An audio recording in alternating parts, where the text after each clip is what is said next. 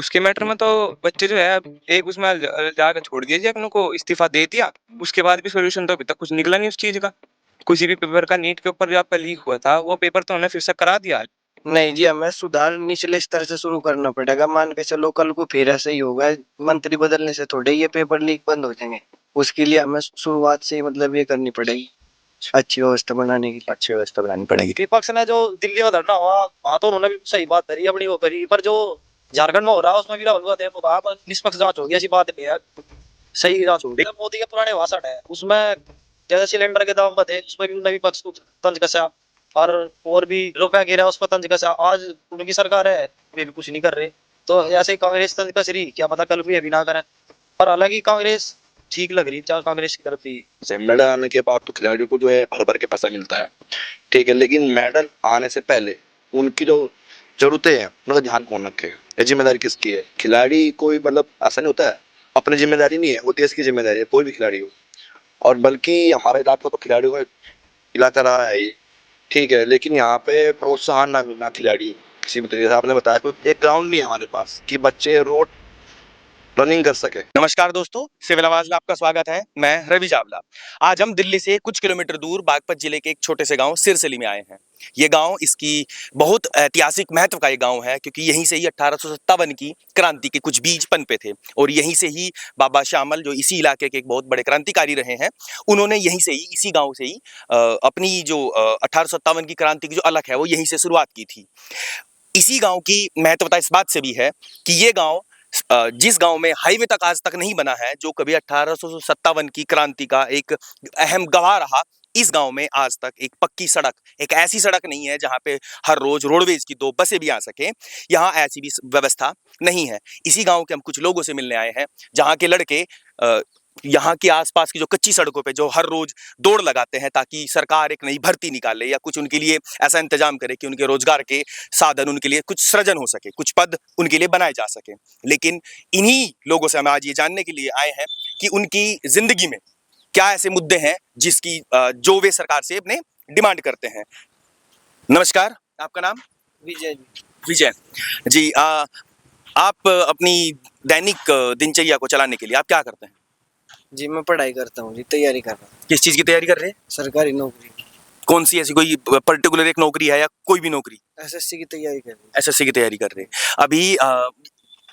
SSC को लेकर के अभी कुछ धरना प्रदर्शन हमारे लखनऊ में भी कुछ बच्चों ने किया था, जिसका एक कारण हमें ये भी देखने को मिला कि कुछ कोचिंग इंस्टीट्यूट के ऊपर जो टीचर ने मुखर होकर के बच्चों के लिए आवाज उठाई, उसको सील लगा दिया गया।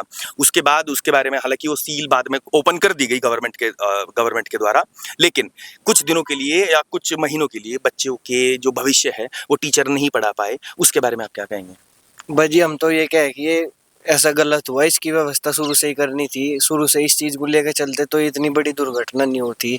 जो लाइब्रेरी में भी बच्चे मर गए थे वे उसकी वजह से हुआ। ये शुरू से ही हमें बेहतर तैयारी करनी चाहिए इस चीज के लिए। अच्छा, इस चीज के लिए उससे समय बर्बाद हो, बंद हो जाओ, फिर कोचिंग दोस्त पढ़ाई छूट जा बच्चों की। हाँ हाँ। अभी जो सीजेपी का जो आंदोलन हुआ, उसको, सीजेपी को आप किस तरीके से देखें? भाजी, जो शिक्षक है उसमें भी बढ़िया सुधार कर रहे। किसी ने स्कूलों पर ध्यान नहीं दिया। वे एक स्कूल का अभियान चला रहे, स्कूल ठीक करो अभियान। हम भी अभी एक स्कूल में खड़े हैं। हाँ। तो मतलब ये उन्होंने अच्छी चीज पे वो दिया कि शिक्षा पहले सुधरेगी जब तो कुछ बच्चों में नई एनर्जी आएगी। अच्छा, अभी हमने देखा कि जो सीजेपी के जो कार्यकर्ता हैं, और जैसे कि अभिजीत दीप के या फिर सौरभ दास, इन्होंने क्या किया, इन्होंने सीजेपी के जो आंदोलन हुआ उसमें जो है उन्होंने हमारे जो शिक्षा मंत्री है धर्मेंद्र प्रधान, उनका इस्तीफा लिया। ठीक है ना? उनका इस्तीफा लेने के बाद उनको क्या लगा, और उसकी जगह कोई दूसरे मंत्री वहां बैठा दिए गए। सवाल ये है मेरा आपसे कि क्या एक मंत्री के इस्तीफे की बदलने की वजह से क्या एजुकेशन सिस्टम बदलेगा? नहीं जी, हमें सुधार निचले स्तर से शुरू करना पड़ेगा। मान के चलो कल को फिर ऐसा ही होगा, मंत्री बदलने से थोड़े ये पेपर लीक बंद हो जाएंगे।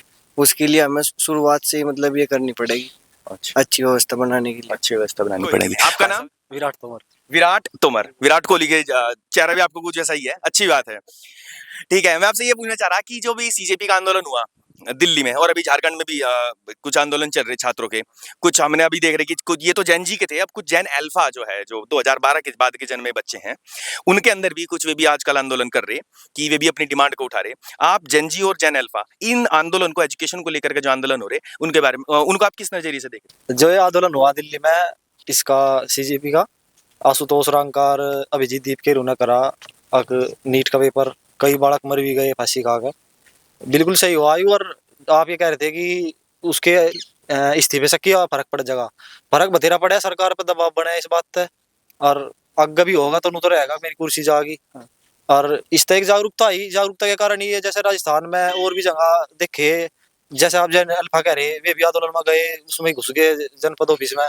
तो इस तरह जागरूकता के कारण ये सारा हुआ, बहुत फर्क फायदा हुआ इसका। इसी बात इससे एजुकेशन सिस्टम के अंदर बदलाव क्या होगा?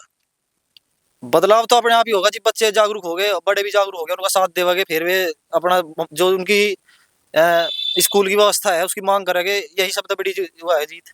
सर, जब सीजेपी का आंदोलन दिल्ली में हो रहा था तो सरकार ने कहा था कि वहां पे जो है कुछ व्यक्ति जो है पत्थरबाज आ गए, वहां पे जो है हुड़दंगी मचाने वाले रहे, कुछ जो है इनकी बाहर से विदेशों से फंडिंग भी हुई। सरकार ने ये ब्लेम लगाया दिल्ली वाली जो कांग्रेस जनता पार्टी का आंदोलन हुआ। लेकिन जब वही बच्चे झारखंड में बैठे हैं तो उनके लिए बीजेपी, क्योंकि वहाँ बीजेपी की वहां पे जो है अलग सरकार है, सेंटर में बीजेपी है, तब बीजेपी सरकार जो दिल्ली में बैठे बच्चों को बता रही थी कि ये बाहर से प्रायोजित आंदोलन है, इसके अंदर हुड़दंगाई है। लेकिन जब वही बच्चे झारखंड में बैठते हैं तो उनको बता रही कि नहीं, वो असल बच्चे हैं। तो सरकार के इस दो रवैये पे, ये एक अलग अलग रवैया है सरकार का, इस बार इस चीज को लेकर के आप क्या देख रहे हैं? ये तो सरकार का खेल ही है। हर आदमी नहीं, सरकार नहीं करेगी। जो अपना पार्टी हो उसमें नहीं का है, और जो दूसरे की है उसमें का हो गया कि भाई ये सही है, बच्चे इनकी मांग पूरी नहीं हो रही। और विपक्ष की क्या भूमिका नजर आ रही? विपक्ष की झारखंड में तो सब जगह ही, दोनों जगह विपक्ष की क्या भूमिका नजर आ रही? विपक्ष ने जो दिल्ली में धरना हुआ वहां तो उन्होंने बिल्कुल सही बात धरी, अपनी वो करी। पर जो झारखंड में हो रहा उसमें भी राहुल गांधी ने कहा निष्पक्ष जांच होगी, ऐसी बात नहीं है, सही जांच होगी। लेकिन राहुल गांधी कभी इन धरने ना तो दिल्ली और ना ही झारखंड में कभी गए नहीं। हाँ जी, गए नहीं, पर हो सके वो तो उनका अपना मुद्दा है। पर उन्होंने साथ तो दिया, संसद में भी बात उठाई, वो भी सोशल मीडिया पे भी आवाज उठाते रहे। संसद में बात उठाई, इन्होंने संसद को लेकर के बात करी। अभी हमारे जो प्रधानमंत्री और जो हमारे होम मिनिस्टर हैं, ये दोनों के ही दोनों पिछले मानसून सत्र में एक दिन, आखिरी के दिन, ये दोनों को दोनों वहां पे प्रेजेंट रहे और इन्होंने वहीं से ये बात बोली कि मैं अगले 24 घंटे, केवल लास्ट के दिन में हम वहीं रहेंगे और हम जो विपक्ष है उनके सभी सवालों का जवाब देंगे। लेकिन ये ऐसा पहली बार हुआ है 52 सालों में ऐसा पहली बार हुआ कि केवल एक दिन के लिए ही जो प्रधानमंत्री है और जो गृह मंत्री है वो लास्ट के एक दिन में ही वहां मौजूद रहे। सरकार कह रही कि हम जो है सभी विपक्ष की सभी बातों को सुन रहे हैं, हम उनकी बातों का सभी का जवाब देने वाले हैं, देना चाहते हैं। लेकिन विपक्ष कह रहा है कि नहीं, हमें उनकी जो फालतू की डिबेट है उस पर हमें नहीं जाना है। ये राहुल गांधी की स्टेटमेंट है। तो इन दोनों में, पक्ष और विपक्ष को लेकर के जो राजनीति वहां हो रही, उसके ऊपर बच्चों पे जो जिस वजह से ये सब कुछ आपत्ति, पक्ष और विपक्ष आपत्ति कर रहे हैं, इस बीच में बच्चे किस दो राय पे छोड़ दिए गए, इस मामले में आप बच्चों के प्रति आप क्या कहना चाहेंगे? ये जो दिल्ली में फिलहाल उसको आप उसके मैटर में पूछ रहे हैं, उसके मैटर में तो बच्चे जो है एक उसमें जाकर छोड़ दिया, उनको इस्तीफा दे दिया। उसके बाद भी सॉल्यूशन तो अभी तक कुछ निकला नहीं उस चीज का। किसी भी पेपर का, नीट के ऊपर जो आपका लीक हुआ था वो पेपर तो उन्होंने फिर से करा दिया, लेकिन उसके ऊपर कोई भी मैसेज आया हो कि हमने अच्छे से कंडक्ट कराया, वो नहीं हुआ।